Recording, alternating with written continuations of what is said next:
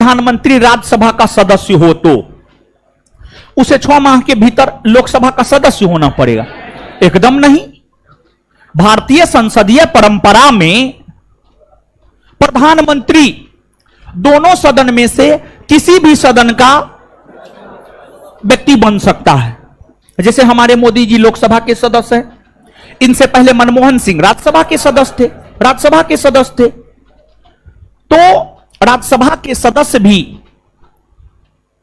पूरे 5 वर्षों तक प्रधानमंत्री के पद पर रह सकते हैं। ऐसा नहीं है कि अगर प्रधानमंत्री कोई व्यक्ति बना, वो राज्यसभा का सदस्य है, तो उसे 6 माह के भीतर लोकसभा की सदस्यता लेनी पड़ेगी। ऐसी बात नहीं है, तो यह गलत है।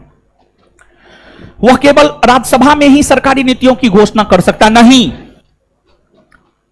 प्रधानमंत्री किसी भी सदन का सदस्य हो, वह दोनों सदनों में जाकर सरकार की नीतियों की घोषणा कर सकता है।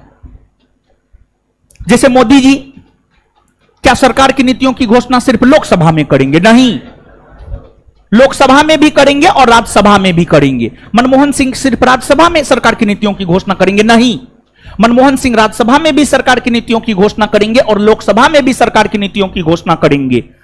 और लोकसभा और राज्यसभा में ही नहीं, बल्कि प्रधानमंत्री दिल्ली के लाल किला के प्राचीर से भी सरकार की नीतियों की घोषणा कर सकते हैं। टेलीविजन पर आकर वहां से भी सरकार की नीतियों की घोषणा कर सकते हैं। तो प्रधानमंत्री किसी भी सदन का हो, देश के भीतर हर पोर्टल पर वह सरकार की नीतियों की घोषणा कर सकते हैं। यह भी गलत है। अविश्वास प्रस्ताव पर विचार के समय वह मतदान में भाग नहीं ले सकता है। सही है। देखिए, यदि प्रधानमंत्री राज्यसभा का सदस्य होता है तो अविश्वास प्रस्ताव पर विचार के समय वह मतदान में भाग नहीं लेगा। यह बात सही है। अविश्वास प्रस्ताव यानी नॉन कॉन्फिडेंस मोशन अंग्रेजी में। देखिए, अविश्वास प्रस्ताव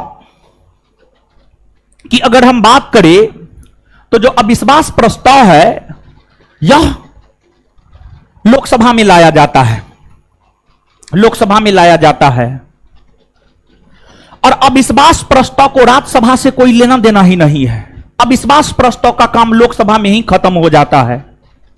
लोकसभा में जो विपक्षी राजनीतिक पार्टियां होती है, उनके द्वारा प्रधानमंत्री को पद से हटाने के लिए, सरकार को गिराने के लिए अविश्वास प्रस्ताव लोकसभा में लाया जाता है। शर्त यह होता है कि लोकसभा के कम से कम 50 सदस्यों का लिखित समर्थन आवश्यक होता है और उचित कारण भी आवश्यक होता है। प्रधानमंत्री को पद से हटाने के लिए जो अविश्वास प्रस्ताव लाया जा रहा है, उसका कारण क्या है? कारण और लोकसभा के कम से कम 50 सदस्यों का लिखित समर्थन होना चाहिए, तभी अविश्वास प्रस्ताव पर लोकसभा में चर्चा होता है। और जब अविश्वास प्रस्ताव लाया जाता है, सबसे पहले लोकसभा का अध्यक्ष को उसे स्वीकृति देना होता है। और जब लोकसभा का अध्यक्ष स्वीकृति दे देता है, तब जाकर के लोकसभा में अविश्वास प्रस्ताव पर चर्चा होता है। और जब लोकसभा में अविश्वास प्रस्ताव पर चर्चा होता है तो सिर्फ और सिर्फ लोकसभा के सदस्य उसमें मतदान कर सकते हैं। राज्यसभा के सदस्य उसमें मतदान नहीं कर सकते हैं। और अगर प्रधानमंत्री लोकसभा का सदस्य है तो वो मतदान करेंगे।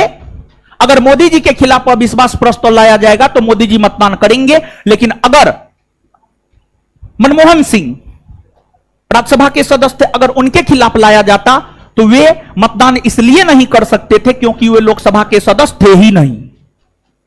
अगर लोकसभा में प्रस्ताव आया है तो लोकसभा के सदस्य ही मतदान करेंगे। अगर कोई प्रस्ताव राज्यसभा में आया है तो राज्यसभा के सदस्य ही मतदान करेंगे।